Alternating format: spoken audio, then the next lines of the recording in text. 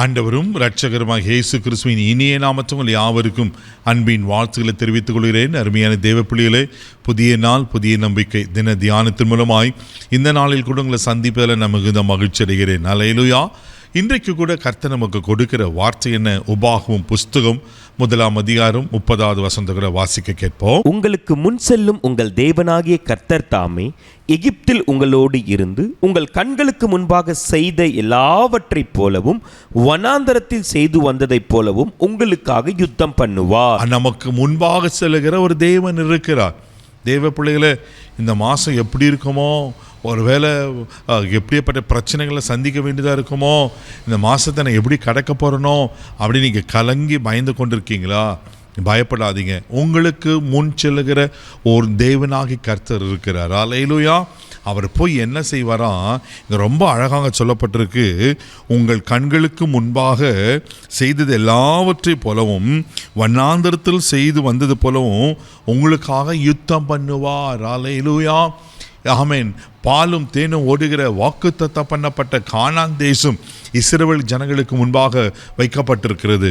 இஸ்ரவேல் ஜனங்கள் அடிமைத்தனத்திலிருந்து விடுவிக்கப்பட்ட உடனே ஆண்டவர் வாக்குத்தத்தம் பண்ணப்பட்ட தேசத்தை சுதந்திரித்துக் கொள்ளும்படி அவளை பிரயாணப்படுத்துகிறார். அவர்கள் பிரயாணங்களில் இங்கே அழகாக சொல்லப்பட்டிருக்காங்க. போகும்போது பலவிதமான பாதைகளை, வனாந்திரங்களை, யுத்தங்களெல்லாம் கடந்து போக வேண்டியதாக இருந்துச்சு. தேவப்பிள்ளை, இதே உபாகமம் புஸ்தகம் 1 அதிகாரம் 8வது வசனத்தை கூட நான் வாசிக்க கேட்போம். இதோ இந்த தேசத்தை உங்களுக்கு முன்பாக வைத்தேன். நீங்கள் போய் கர்த்தர் உங்கள் பிதாக்களாகிய ஆபிரகாமுக்கும் ஈசாக்குக்கும் யாக்கோப்புக்கும் அவர்களுக்கு பின்வரும் அவர்கள் சந்ததிக்கு ஆணையிட்டு கொடுத்த அந்த தேசத்தை சுதந்தரித்துக் கொள்ளுங்கள் என்றார். பாருங்களேன், ஆண்டவர் சொல்றாரு, நீங்கள் போய் அதை சுதந்தரித்துக் கொள்ளுங்கள் என்று சொல்லி. இப்ப சுதந்தரிக்க போறாங்க. அந்த தேசத்தை குறித்து வேவு பார்க்க 12 கோத்திரத்தில் ஒவ்வொரு கோத்திரத்தை ஒருவனாக அனுப்பி வைப்பார் மோசே. அப்படிப்பட்ட சமயத்தில் தான் அங்கே 10 கோத்திரத்தார் சொன்ன காரியங்களை பார்த்தீங்கன்னா, அவங்க பயங்கரமான ஜனங்கள், பலவான்கள், அவர்களை வருது ராட்சிதர்கள், அவங்கள நம்மளை மேற்கொண்டுருவாங்க, எல்லாமே நெகட்டிவாக சொல்லப்பட்டிருக்கிறது. தேவப்பிள்ளைகள், அது மாத்திரம் இல்லாமல், ஆனால் அந்த தேசம் நல்ல தேசம், அதில் விளைந்த ஒரு பழத்தையும் எடுத்துனது காமிப்பாங்க. இப்படிப்பட்ட சூழ்நிலை தான் ஆண்டவர் சொல்வார், நீங்கள் பயப்படாதீங்க, நீங்கள் கலங்காதீங்க.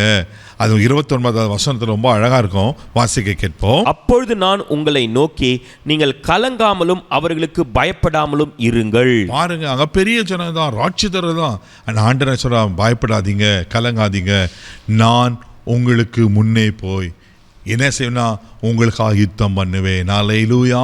தெய்வ பிள்ளைகளை, ஆண்டவர் உங்களுக்காக யுத்தம் பண்ணுவார். அவர் உங்களுக்கு முன்பாக போகிறார்.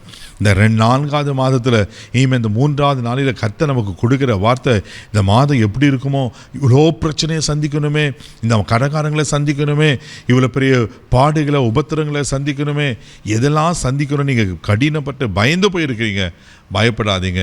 கர்த்தர் உங்களுக்கு முன்னாடி போகிறாரு, அவர் உங்களுக்காக யுத்தம் பண்ணுவார். அல்லேலூயா. 31வது வசனத்தை வாசித்து ஜோமெல்லாம் ரொம்ப அழகாக இருக்கும், வாசிக்க கேட்போம்.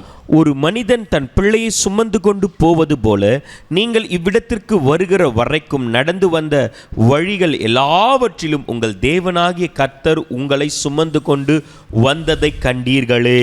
ஆமென். அவர் முன்னாடி போகிற தேவன் மாத்திரமல்ல, எப்படி தெரியுமா போறாராம்?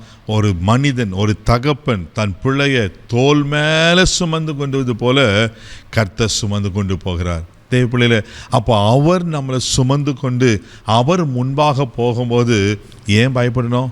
ஏன் கலங்குறீங்க? பயப்படாதீங்க. அவர் உங்களுக்காக யுத்தம் பண்ணுவார். பார்த்தீங்கன்னா, அந்த தேசத்தில் 7 விதமான ஜாதிகள் இருக்கும்.